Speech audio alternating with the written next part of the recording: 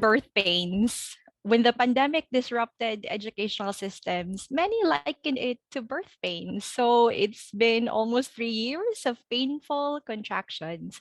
The funny thing about it is that no matter how hard the push, nothing seems to come out. There were only blood, sweat, and tears, and the supposedly baby, the byproduct of all of these, is still yet to be seen. I am Vanessa, and I am a teacher, and I'll give you a glimpse of myself using the lens of an educator during the pandemic. Because you see, I am one of those who are immaculately chosen to bear the birth pains of the new normal. I was forced to embrace the changes needed so that I can stay adrift. I underwent a lot of phases. So the first phase was that I became useless. People thought, who needs a teacher when schools are closed? Hence, I was accused of receiving my salary without no work done. And truth be told, it felt like I should be guilty. I knew that a teacher's presence is everywhere and everything in education. Students need a teacher, and yet at the start of this new setup, a teacher's presence was diminished. That was my first contraction. The second phase was a proactive metamorphosis. Yet, unlike a butterfly, I wasn't given any time. I was thrown into overlapping virtual worlds, and I embraced it because I was desperate to be useful again. So I became a commodity that can be flexibly used anytime, anywhere. I became ubiquitous. And with just a click, the online platform is my new classroom. It was the best option, yet it was a biased one. It showed me that education is a privilege to some and a burden to many. And as a teacher, it was an eye opener that possibilities, no matter how many they are, remains to be limited. So I became print. I became the words found in the learning modules. And that required me to become paper and ink that can be easily consumed by students. But that didn't end there. There were clamors that printed form is stiff and less interactive.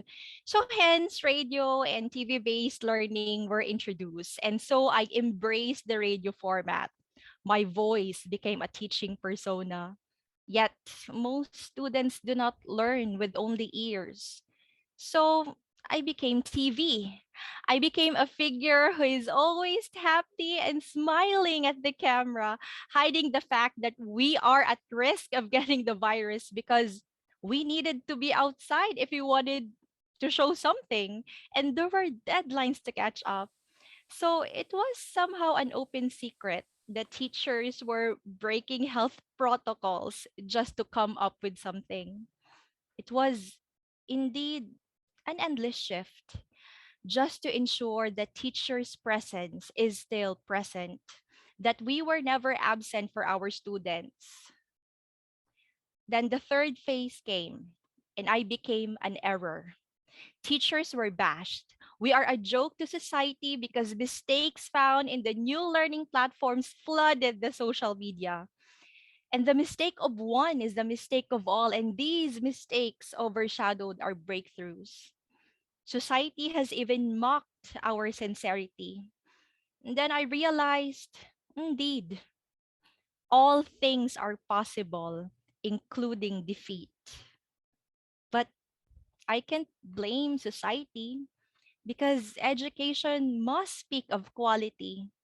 Yet, for quality to be seen, time and resources are needed, and there weren't enough.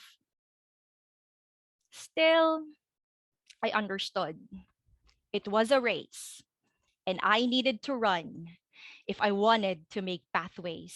Now, new contractions are about to come, especially that I am soon to become progressive and limited as we open for the face to face classes.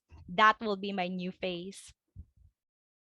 So, in retrospect, I am a lot of things blended and mixed in half bakes, full bakes, and open secrets.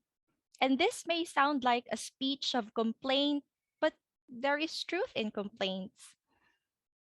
And despite the glamour of being part of the celebrated frontliners, I think everyone should know that teachers are still in birth pains. And maybe I wanted someone to validate those pains and not be immediately dismissed because more work is waiting. So, to those who also became a lot of faces during the pandemic, I acknowledge your birth pains the same way I want you to acknowledge mine. I am Vanessa, and I know all of this is just a phase, a passing, a process, a contraction, an efflorescence of possibilities. And despite the many failed pushes, let's still try to bring this baby out. Thank you.